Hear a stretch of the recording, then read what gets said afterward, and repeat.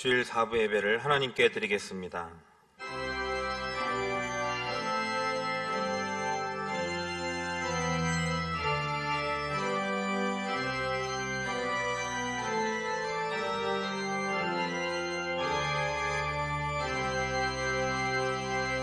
하나님 말씀은 디모데전서 4장 5절입니다. 신약 성경 340페이지입니다. 디모데전서 4장 5절 말씀 제가 봉독하겠습니다. 하나님의 말씀과 기도로 거룩하여 짐이라. 아멘. 오늘은 본문 말씀을 중심으로 해서 이 말씀과 기도로 거듭나는 교회에 대해서 증거하도록 하겠습니다. 이 건물은 겉모습도 중요하지만 기초가 중요하고 또 뼈대를 이루는 골격이 중요합니다. 그렇지 않으면 비가 오고 바람 불고 창수가 나면 떠내려 간다라고 주님이 비유로 말씀을 해주셨습니다. 운동도 마찬가지입니다. 기본 자세가 중요합니다. 그렇지 못하면 실력이 늘지도 않고 또 사실은 다치는 일까지 생깁니다. 신앙생활도 마찬가지입니다. 기본이 중요하고 또 기초가 중요하다는 뜻입니다. 신앙생활에 기초가 되고 또 기본이 되는 것은 말씀드릴 필요도 없이 말씀과 기도입니다. 이 말씀과 기도라고 하는 이 영적인 기초가 바로 되어 있지 않으면 신앙이 항상 이 어린아이의 단계를 벗어날 수가 없습니다. 누군가가 도와주고 먹여주고 입혀주고 영적으로 그렇게 하지 않으면 스스로 성장하지 못합니다. 또 말씀과 기도라고 하는 영적 기초가 바로 되어 있지 않으면 평상시는 모르지만 시험이나 환난이 오게 되면 바람에 흔들리는 갈대처럼 흔들리다가 결국 쓰러지고 넘어지는 일을 당하게 됩니다. 무엇보다도 우리 신앙생활은 혈과 육에 대한 것이 아니고 이 눈에 보이지 않는 영적인 실체들, 악한 마귀 사탄과의 영적인 전쟁, 그런 또 유혹에서 이겨야 되는데 이 말씀과 기도로 무장하지 못하면 마귀 사탄의 유혹을 분별하지도 못하고 또 물리치지도 못해서 결국에는 구원의 반열에서 떨어지는 정말 억울한 일을 당하게 됩니다. 그렇기 때문에 로고스 오이코스 가족들은 이 세상이 어려운 때일수록 특별히 영적으로 혼란이 올수록 또 내 삶의 자리가 복잡할수록 세상의 문제, 육신의 문제를 세상적인 방법으로, 육신적인 방법으로 풀려고 하지 말고 신앙의 기본이 되는 이 말씀과 기도의 자리로 돌아와서 자기 자신의 영과 육과 혼을 좀 돌아보고 주님 앞에서 오히려 자기를 쳐서 복종시키면서 치유받고 회복이 되는 그런 영적 회복의 과정이 꼭 있어야 합니다. 이 택함받은 백성은 먼저 이 말씀과 기도가 얼마나 중요한지 그 영적 가치를 깨달아야 되는데 지난 송구영신 예배 때 이 말씀과 기도가 얼마나 중요하다 하는 그 가치를 세 가지 기본적인 걸 말씀을 드렸습니다. 첫째는 우리 영과 우리 육과 우리 혼을 또 살리기도 하고 또 고장날 때 고치기도 하는 것도 오직 말씀밖에 없다. 이런 말씀을 드렸어요. 히브리서 4장 12절이 바로 그 말씀입니다. 하나님의 말씀은 살아있다는 거예요. 무슨 2000년 전에 몇천 년 전에 글자로만 갇혀있는 게 아니라 이 하나님의 말씀은 오늘도 살아서 운동력이 있다. 역사한다는 거예요. 좌우에 날선 어떤 검보다도 예리해서 우리 혼, 우리 마음, 우리 생각 얼마나 복잡합니까? 이 마음과 생각을 고치기도 하고 또 영과 및 관절과 골수는 우리 육체입니다. 이거를 쪼개면서 치료하면서 우리의 영과 육과 혼을 살려내는 것이 고쳐주는 것이 말씀이라고 그랬어요. 그렇기 때문에 참 성도는 내 영이 살고 또 육이 살고 이 복잡하고 어지러운 이 마음이 가시덩굴과 엉겅퀴로 가득 찬 마음이 옥토화서로 변화되기 위해서는 반드시 말씀과 기도로 거듭나는 그런 영적인 훈련을 지속적으로 받아야 된다는 뜻입니다. 둘째로 이 악한 마귀 사탄의 유혹과 공격을 이기는 길도 오직 말씀과 기도밖에 없다고 말씀을 드렸습니다. 예수님은 하나님의 아들이십니다. 전능자십니다. 못하실 일이 없습니다. 그래도 구원자로 이 땅에 오실 때 예수님은 육신의 몸을 입었습니다. 육체를 입었어요. 그래서 아버지 하나님의 도우심이 필요했습니다. 그래서 예수님은 이 구원 사역을 시작하기 전에 광야에 가서 40일 동안 금식하며 기도하는 준비하는 시간을 가졌습니다. 하나님이 얼마나 기뻐하겠습니까? 하나님의 뜻에 순종하기 위해서 아들 예수님이 금식하며 기도하는 게 얼마나 거룩한 자리입니까? 그런데도 그런 자리에 마귀 사탄이 찾아가서 예수님을 유혹하고 미혹하고 넘어뜨리려고 그래요. 바로 이렇게 예수님을 미혹하고 넘어뜨리는 마귀 사탄을 예수님이 어떻게 물리쳤습니까? 마태복음 4장에 보니까 말씀으로 물리쳤어요. 그 마태복음 4장 4절에 보니까 예수께서 대답하여 이르시되 기록되었을 때, 이게 하나님 말씀입니다. 사람이 떡으로만 살 것이 아니다. 하나님의 입으로 나오는 모든 말씀으로 살 거야. 돌 가지고 떡 만들어라. 이런 소리 하지 마. 사탄아 물러가라. 이렇게 기도 중에 계신 예수님이 말씀으로 물리쳤어요. 그렇기 때문에 우리가 영적인 생활에 승리하기 위해서는 말씀과 기도밖에 없다는 뜻입니다. 그리고 성구 영신 예배 때 이 말씀, 기도와 말씀이 중요한 게 우리를 천국으로 끝까지 인도하는 길도 오직 말씀과 기도밖에 없다고 말씀드렸어요. 요한복음 4장 16절에 보면 예수님이 이렇게 말씀하세요. 내가 길이다. 구원받는 길이고 은혜 받는 길이고 고침받는 길이고 축복받는 길이다. 내가 길이라는 거예요.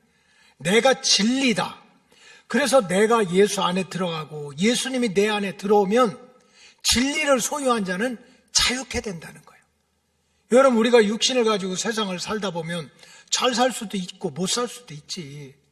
성공할 수도 있고 실패할 수도 있지. 다른 사람들이 알아줄 수도 있고 몰라줄 수도 있지. 그런데 진리가 우리 안에 들어오게 되면 그런 것으로부터 자유케 된다는 거예요. 그러니까 바울이 진리가 내 안에 들어오니까, 예수의 영이 들어오니까 어떻게 됐습니까?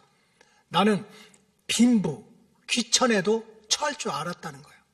부한 자리에도, 대접받는 자리에도, 무시받고 천대받는 그런 자리에서도 주님 안에서 자유함을 느꼈다는 거예요. 그래서 예수님이 길이고 진리고 생명, 우리 영도 육도 살려내는 생명이야. 그래서 예수 아니고서는 아버지 집에 천국으로 인도할 자가 없다는 거예요. 예수님은 누구라는 겁니까? 우리를 아버지 집으로, 천국 집으로 인도하는 길이 되고 진리가 되고 생명이 된다는 거예요. 그런데 또한 요한복음 1장 14절에 보니까 어떻게 나왔어요? 말씀이 육신이 되어서 우리 가운데 거했다는 거야. 그게 누굽니까? 예수님이야. 알고 보니까 예수님은 우리가 육체로 만났는데 보니까 예수님은 원래가 말씀이셨어. 로고스셨어. 태초에 말씀이 계셨는데 그 말씀이 육신이 되어 우리 가운데 거하신 분이 예수님이야.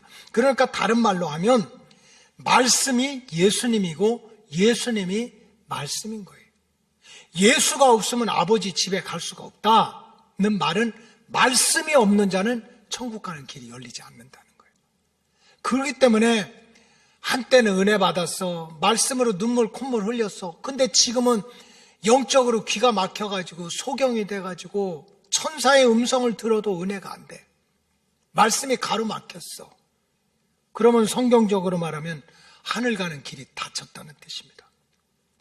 그리고 하나님께서 자기 백성에게 주신 가장 큰 복 중에 하나는 바로 예수 이름으로 기도할 수 있는 특권을 주신 거예요. 여러분, 주문도 외울 수 있고 뭐 마술도 할 수 있지만 이 예수 이름으로 기도하는 특권은 하나님이 택한 백성에게만 주신 거예요. 그래서 우리가 참 부족하지만 때로는 욕심을 부리고 때로는 내가 무슨 소리 하는지도 모르지만 예수 이름으로 기도하면 하나님이 들으신대. 그리고 응답하신대. 하늘문을 열어주신대. 그래서 우리에게 예수 이름으로 기도할 때 구원의 문이 열리게 되는 거예요. 따라서 말씀과 기도가 없이는 하늘 가는 길도 또 진리를 얻는 길도, 생명을 얻어 아버지 집으로 들어가는 길도 막히게 되는 거예요. 그렇기 때문에 말씀과 기도가 우리의 영혼과 육신의 축복을 위해서 가장 기본적이고 근본적인 기초가 된다 하는 이런 영적인 가치를 알고 우리가 믿음 생활을 해야 된다는 거예요. 우리가 교회에서 구제도 많이 하고 뭐 이런저런 문화생활도 하고 사람들 만나서 사이좋게 지내고 다 좋은 일이에요. 그러나 신앙의 근본이 되는, 골격이 되는 말씀과 기도로 내가 거듭나지 않고, 말씀과 기도로 거룩해지지 않고, 말씀과 기도로 무장하지 않으면 마귀도 이기지 못하고 천국 가는 길도 중간에 무너진다는 거예요. 그러니까 이 말씀과 기도보다 중요한 게 어디가 있겠어요?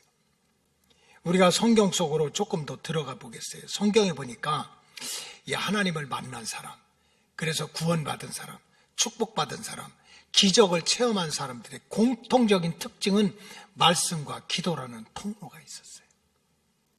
무슨 자기가 공부 많이 했다고 사람들이 박수친다고 구원받고 기적을 체험하고 그게 아닙니다.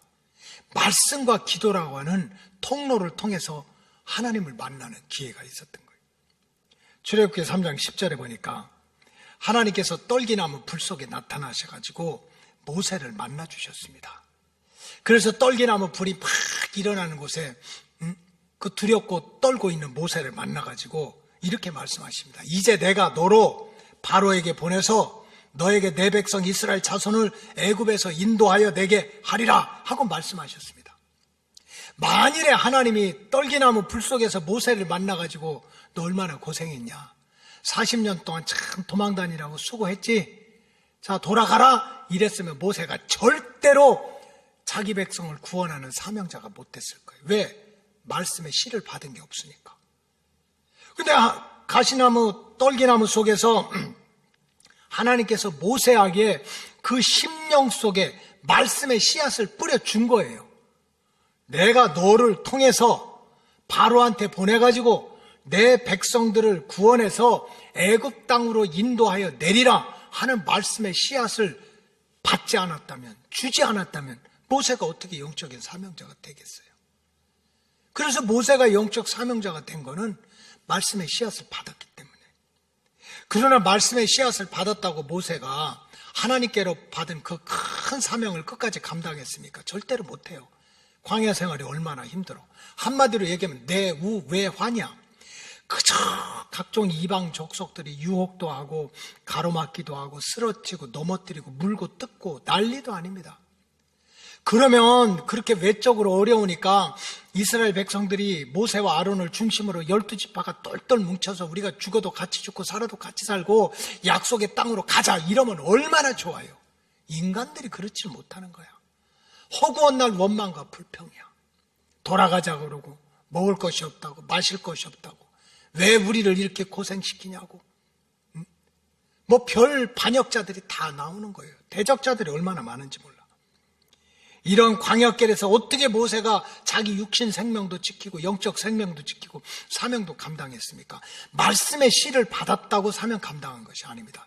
출애굽기 17장 11절에 보니까 대표적으로 이런 말씀이 나와요.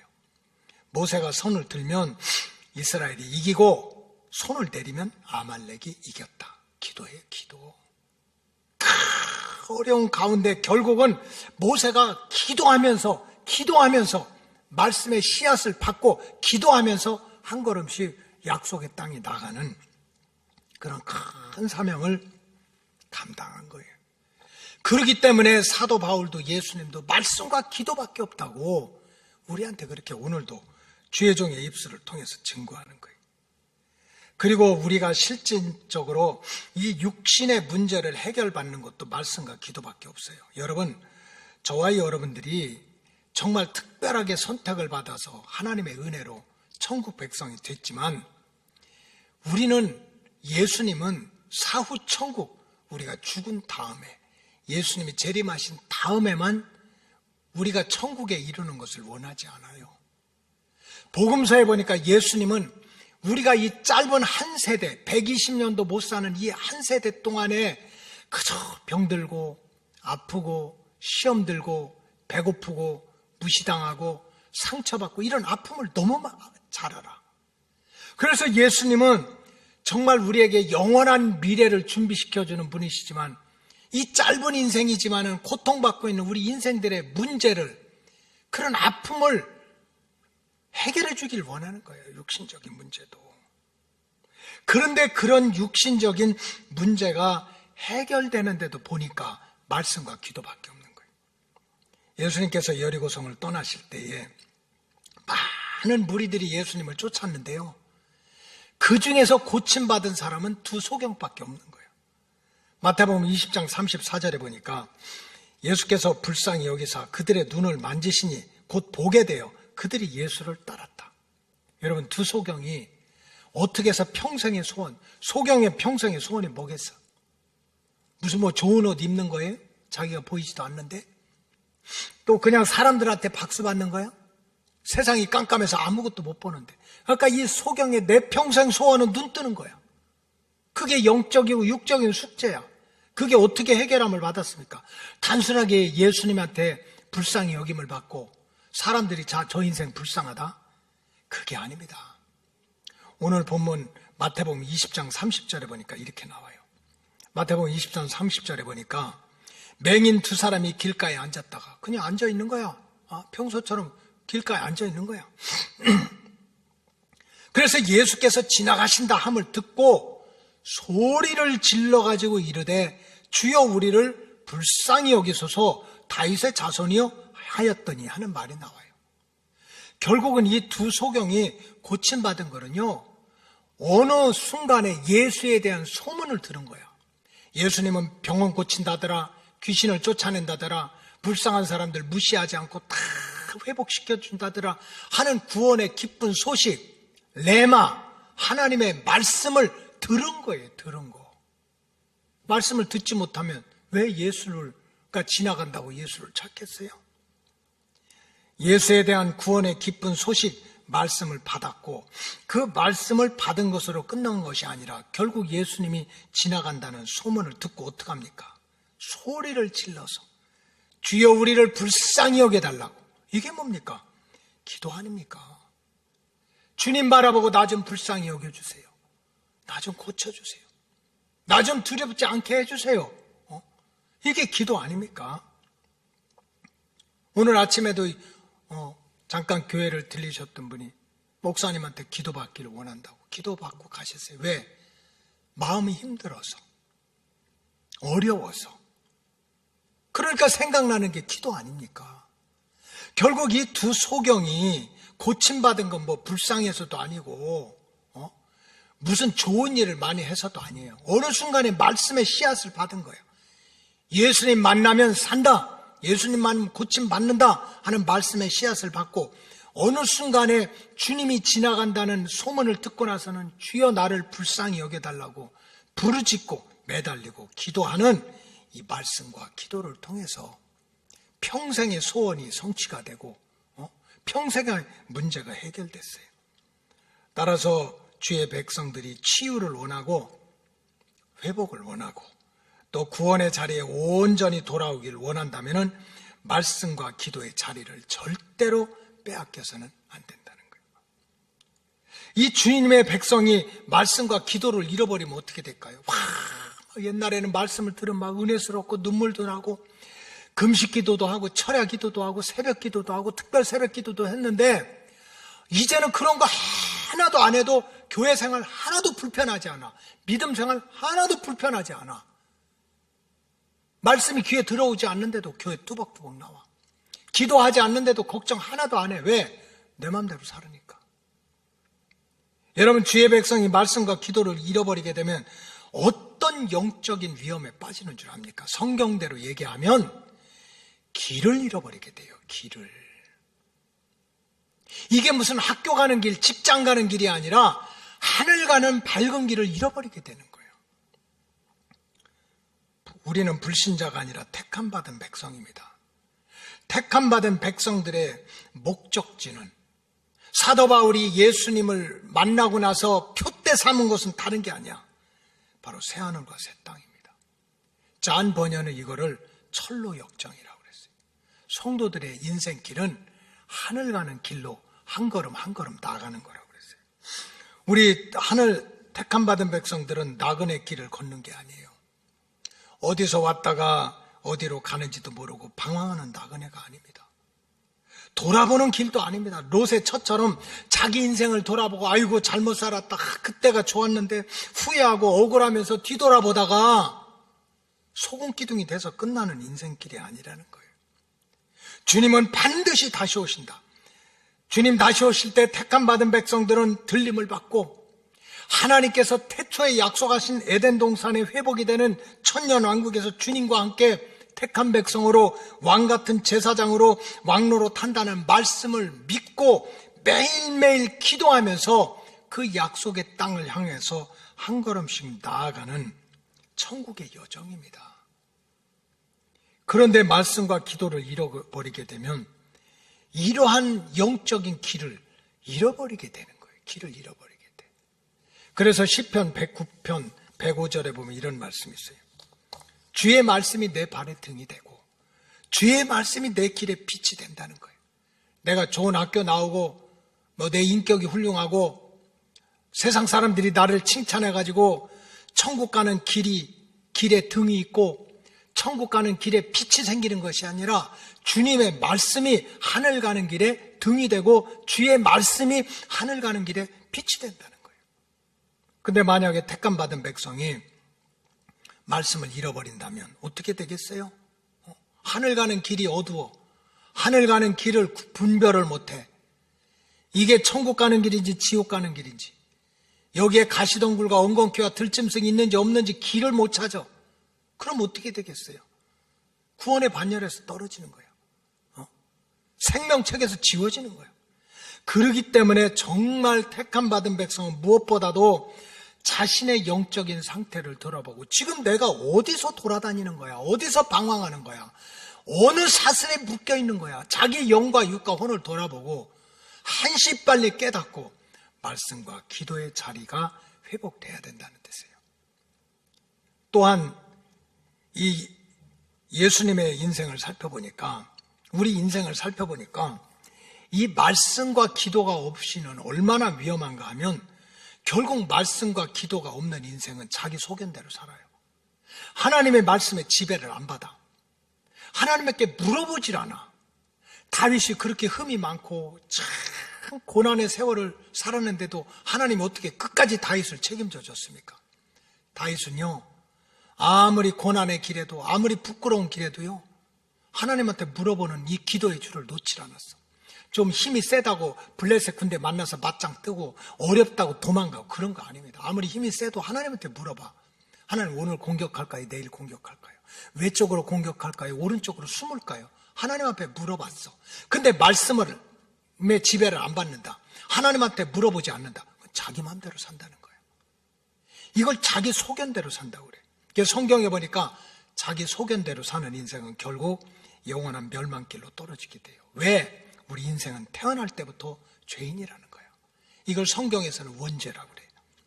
레위기 12장 2절에 보니까 이스라엘 자손에게 말하여 이르라, 여인이 임신하여 남자를 낳으면 그는 7일 동안 한 일해 동안 부정하다. 여자 딸을 낳으면 며칠 동안 부정하다. 이 얘기는 안 하겠어요. 여러분, 한 가정에 새 생명이 생긴다는 게 얼마나 기쁨이야, 얼마나 축복이야. 근데 하나님은 부정하다 그러는 거예요. 부정하다. 태어나는 그 현장이. 시편 51편 5절에 보니까 다윗이 이렇게 고백해요.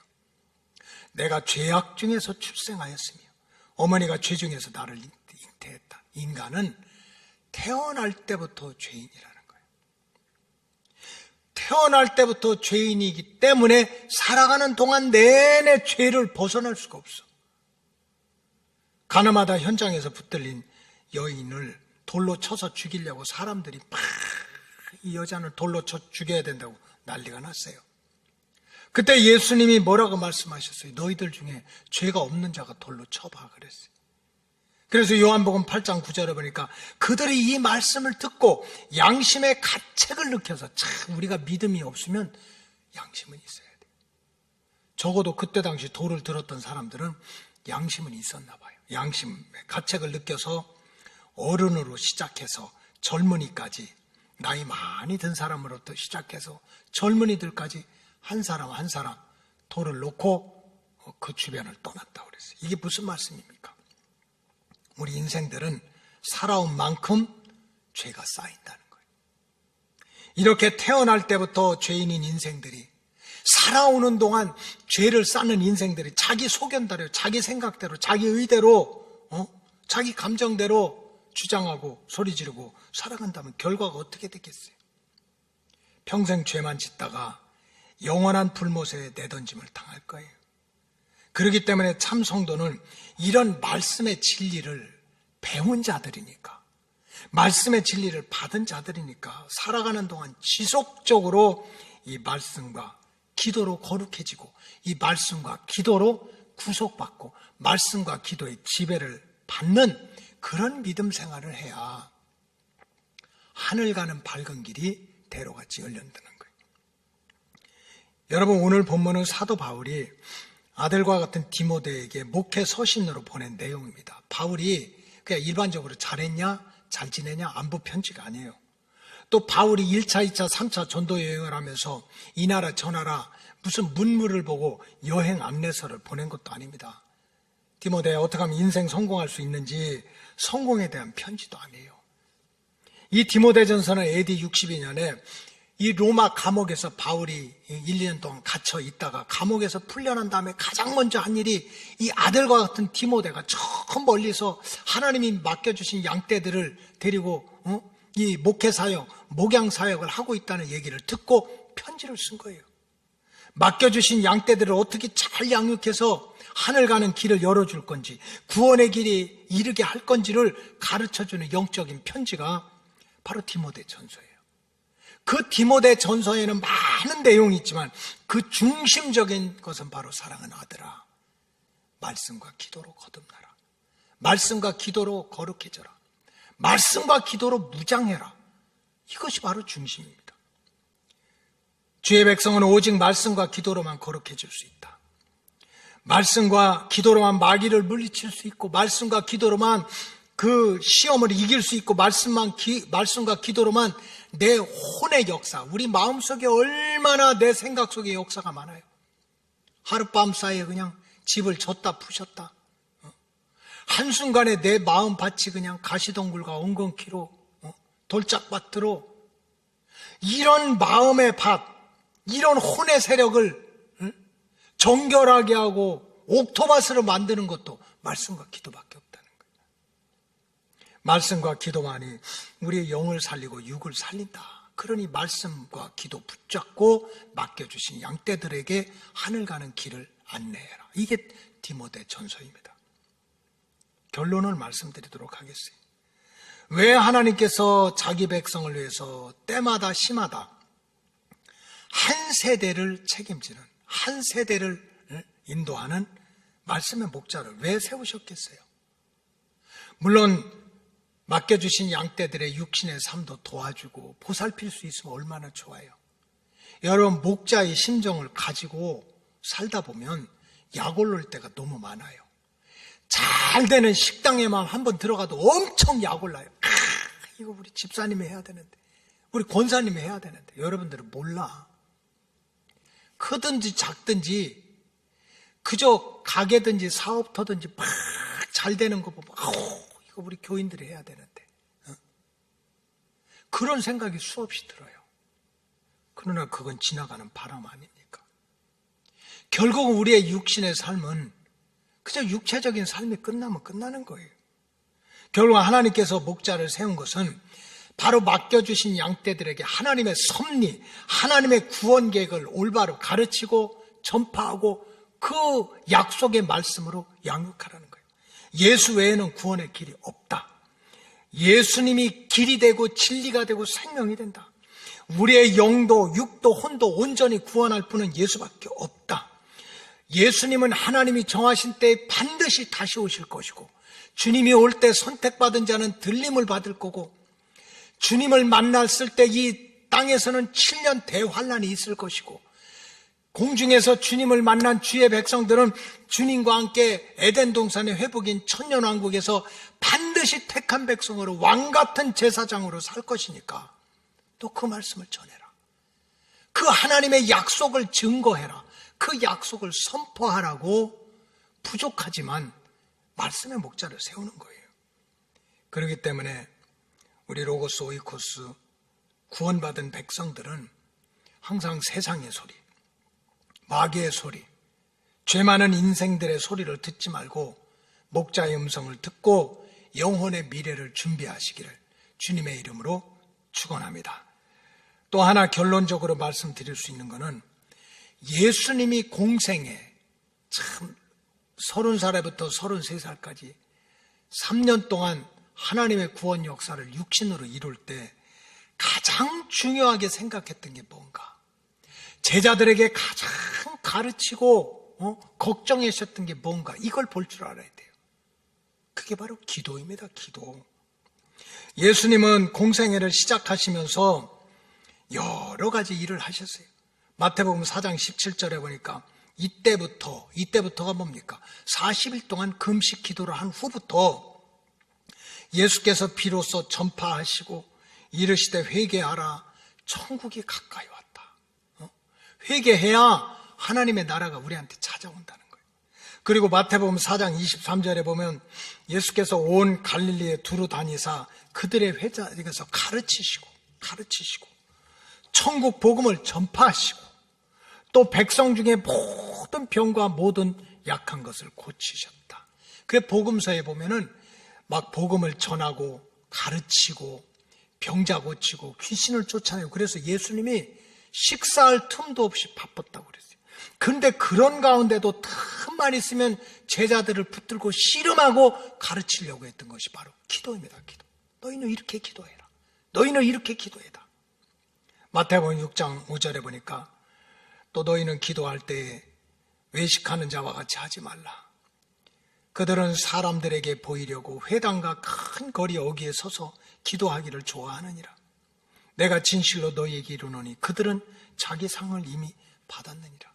너무 외식하는 사람들한테 막 내가 기도한다는 걸 보여주려고 하는 사람들이 너무 많다는 거예요. 너희는 그렇게 하지 마라. 여러분, 이 시대는 SNS 시대야. 하나님한테 기도하는 건지 인터넷에 기도하는 건지 자기 블로그에 기도하는 건지 페이스북에 기도하는 건지 그저 내가 이렇게 기도했다는 걸 구구절절 써놓는 사람들이 있어. 누구 보라고. 너희는 그렇게 하지 말라는 거예요. 6절에 보니까 너는 기도할 때 내 골방에 들어가 문을 닫고 은밀한 중에 계신 내 아버지께 기도하라. 은밀한 중에 보시는 내 아버지께서 갚으시리라. 사람들이 하나 듣지도 못하고 보지도 못하고 신경도 안 쓰지만 네가 골방에 들어가서 하는 기도도 하나님 들으신다는 거예요. 너희는 그렇게 해라. 또 7절에 보면 기도할 때 이방인과 같이 중언부언하지 말라. 그들은 말을 많이 하여야 들으실 줄 안다. 하나님은 이미 말 안 해도 다 안다는 거예요. 우리 심정을 보여주라는 거예요. 내가 하나님을 얼마나 사랑하는지, 내가 하나님 앞에 얼마나 죄송한지, 우리 중심을, 우리가 그러니까 육신적으로 얼마나 아픈지 그거 마음 문 열고 하나님 앞에 보여주면 하나님이 이미 다 안다는 거야. 그 9절에도 보면 그러므로 너희는 이렇게 기도하라. 그저 예수님은 그 식사할 틈도 없는 가운데도 제자들 붙들고 너희들은 이렇게 기도해야 돼. 이렇게 기도해야 돼. 왜 그렇게 했어요? 기도가 하나도 중요하지 않다면, 기도가 하늘 가는 길을 열고 마귀 사탄을 물리치고 기도가 우리의 영적인 호흡으로서 내 영도 살리고 육도 살리는 길이 아니라면 왜 예수님이 그렇게 제자들을 붙들고 기도하라고 씨름을 했을까요? 마태복음 26장에 보면은 예수님이 육신 생명 끝날 때야. 이제 하나님의 뜻 가운데 십자가에 달려 돌아가셔야 돼. 그래 겟세마네 동산에서 막 이 육신이 대못에 박히고 이 가시관을 쓰실 거 생각하니 얼마나 힘들어. 그래 땀방울이 핏방울이 되면서 기도하는 그 순간에도 제자들한테 뭐라고 그랬어요? 마태복음 26장 40절에 보니까 제자들에게 오사 그 자는 것을 보시고 베드로에게 말씀하시되 너희가 나와 함께 한 시간도 깨어서 기도할 수 없느냐. 육신 예수님께서 십자가에 그 고통스러운 십자가에 달려 돌아가시기 직전까지도 걱정하시고 염려하셨던 것은 제자들이 기도의 줄이 끊어진 거예요. 기도의 문이 막힌 거야. 한 시간도 기도하지 못하는 영적인 사명을 잃어버린 거예요. 그래서 우리 로고스 교회 성도들은 정말 나를 사랑하실 때 죽기까지 사랑하시는 이 예수님 걱정시키지 않고 근심하지 않도록 우리가 구원의 완성을 이루기 위해서 최소 1시간 기도라는 이 사명이라도 감당하자는 거예요. 물론 한꺼번에 막 1시간을 기도하는 게 얼마나 어려워요. 금요 기도회 때도 특별 새벽 기도회 도 우리 주여 삼창하시고 한 15분, 1시간도 아니야. 15분 기도하고 가자고 주여 하고 눈 떠보면 벌써 많이 갔어. 힘들지. 그래도 쪼개서라도 하나님을 믿지도 않는 이슬람 사람들은요, 알라를 섬긴다고 하루에 5번 시간을 정해놓고 기도해. 오늘날까지도 유대인들은, 하나님을 믿는 유대인들은 하루에 3번씩 시간을 정해놓고 기도해. 기도해. 영을 다시 회복시키자는 거예요. 2021년 우리 로고스 교회 영적 표어가 말씀과 기도로 거듭나는 교회입니다. 근데 이것이 글자 그대로 표어로만 우리가 삼으면 무슨 영적인 유익이 있겠어요? 특별히 2021년 한 해도 코로나19라는 어둠의 그림자가 우리의 영적인 환경과 우리 육신적인 삶의 자리에 얼마나 큰 고통을 줄 수 있는지 아무도 알 수 없는 답답하고 두려운 그러한 인생길이 영적인 환경 우리 앞에 놓여 있어요. 이런 환란의 때일수록 우리 로고스 가정들은 신앙의 기본에 충실해야 돼요. 어려운 때일수록, 복잡한 때일수록, 그저 그 영적인 환경, 육적인 환경이 어려울 때일수록 우리가 기본으로 들어가서 오직 예수 외에는 오직 예수, 오직 말씀, 오직 기도라고 하는 기본으로 돌아가야 되는 거예요. 비록 성전 예배가 닫혔어도 매번 공적 예배 시간을 지켜서 지금 녹화한 것이 아니라 매번 공적 예배 시간에 다 보내드리잖아요. 주일 8시도, 9시 반도, 11시 반도, 오후 2시도, 저녁 예배도, 수요일날 7시 반도, 금요일날 9시도, 매일 새벽에 5시 반도. 그런 공적 예배, 성전에는 못 와도 가정에서 제단을 쌓고 또 그냥 삶의 현장에서 골방에라도 들어가서 기도하는 말씀과 기도의 줄을 놓치지 말자는 거예요. 무엇보다도 성전 문이 열렸을 때 우리 로고스 오이코스 가족들 모두가 말씀과 기도로 거듭나는 이 영적인 제자훈련, 영적인 군사훈련 지금 잘 준비하고 있는데 다시 한번 내가 말씀과 기도로 거듭나자 하는 이러한 영적인 제자훈련에 적극적으로 참여해서 2021년 새해, 육신의 눈으로 보면 어둡고 답답한 새해지만 우리 로고스 오이코스 가족 공동체가 말씀과 기도로 무장하고 말씀과 기도로 거듭나고 말씀과 기도로 거룩해지면 육신의 복도, 하늘 가는 길도 하나님께서 대로같이 열어주실 줄로 믿습니다. 기도하시겠습니다. 2021년 새해가 열렸지만 우리 영적인 환경과 육신적인 삶의 자리는 아직도 어둡고 갈 길이 보이지 않고 답답하고 두려움이 앞서고 있습니다. 우리 로고스 재단을 성별화해서 애굽의 고센 땅처럼 10가지 재앙이 넘어가는 구원의 방주가 되게 하고 하나님의 성전에서나 가정에서 오직 말씀과 기도로 거듭나서 세상을 이기고 또 육신의 축복도 받고 하늘 가는 밝은 길이 대로같이 열리는 주의 백성들이 나날이 더해가게 하여 주시옵소서. 축복하오며 예수님의 이름으로 기도하옵나이다. 아멘.